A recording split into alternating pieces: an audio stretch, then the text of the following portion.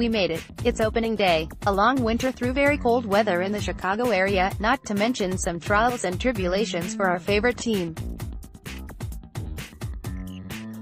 But now it's the new season, filled with hope and anticipation, every one of the 30 MLB teams starting fresh with 0-0 records. The Cubs, we hope, will turn that 0-0 into something like 96-66 when the calendar turns to October and have another shot at winning a World Series. For now, though, it's time for fresh beginnings. Here are some opening day notes. The Cubs have a 7-7, 6-4, all-time opening day record, 48-41 opening the season on the road, and 2-9, 2-4, when opening at home, includes the 2000 opener in Japan, which was considered a home game. Today's opener is the earliest by calendar date in franchise history, beating the previous mark by 1 day. Last season's opener in Miami took place on March 29, an 8-4 win, and the Cubs and Mets opened the 2000 campaign in Japan on March 29, a 5-3 victory. This will be the fourth time the Cubs open a season in Texas, with all four in different ballparks. The Cubs lost to the then Houston Colt 45s at Colt Stadium in 1962, the first game in the history of that franchise, and at the Astrodome in 1999. The Cubs beat the Astros at Minute Maid Park to open the 2009 season. The opening day active roster includes 5 pitchers formerly with the Rangers organization: Yu Darvish, Carl Edwards Jr., Cole Hamels, Kyle Hendricks, and Pedro Strop. The Cubs are opening the 2019 campaign with a 9-game, 11-day trip through Arlington, 3 games, Atlanta, 3 games, and Milwaukee, 3 games, prior to the home opener April 8 versus the Pirates. Last year they opened with a rain-shortened 9-game trip through Miami, 2-2, Cincinnati, 0-1 with a rain out, and Milwaukee, 3-1. Since the start of the 2015 season, the Cubs lead the NL and are second in the majors with 182 road victories and a .563 road winning percentage, 182-141. Only the Astros have a better winning mark on the road in that span, 184-140.568. Cubs lineup, Rangers lineup, John Lester versus Mike Minor. John Lester did not have a good spring.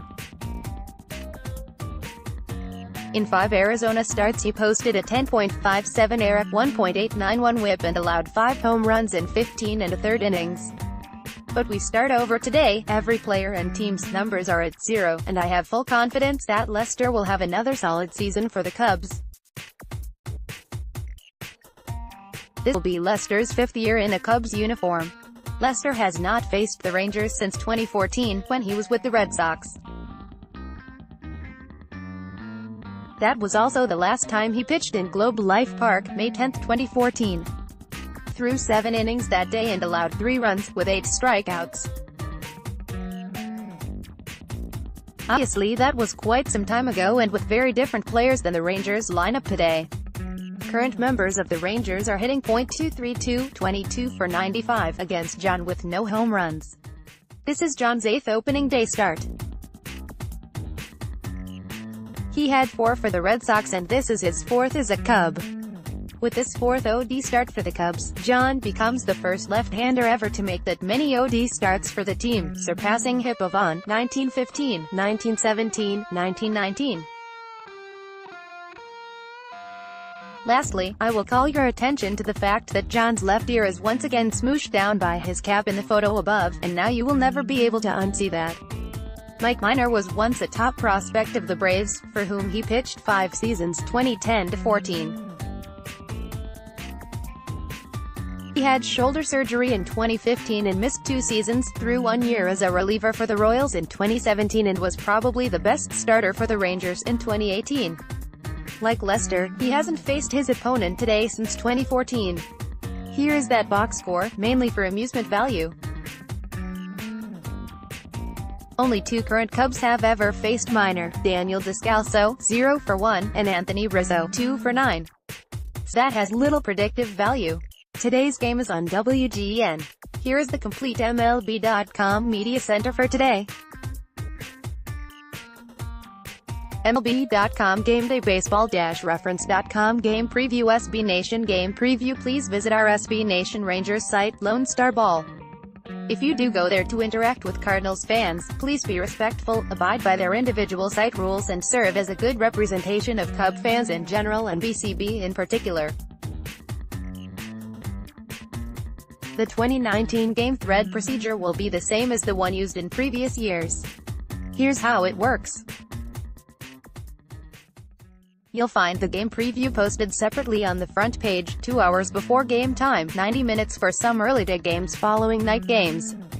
At the same time, a story stream containing the preview will also post on the front page. The first pitch thread and all the overflow threads will be published in that stream, as well as the recap.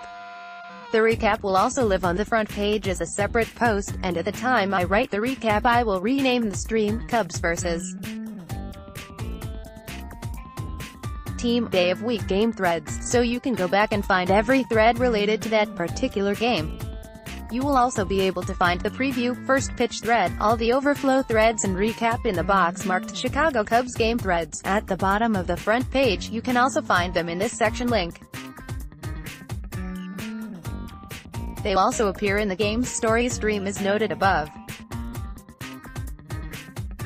The first pitch thread will post at 5 minutes before game time, then an overflow thread at 1 hour, 2 hours and 2:45 after the scheduled game time.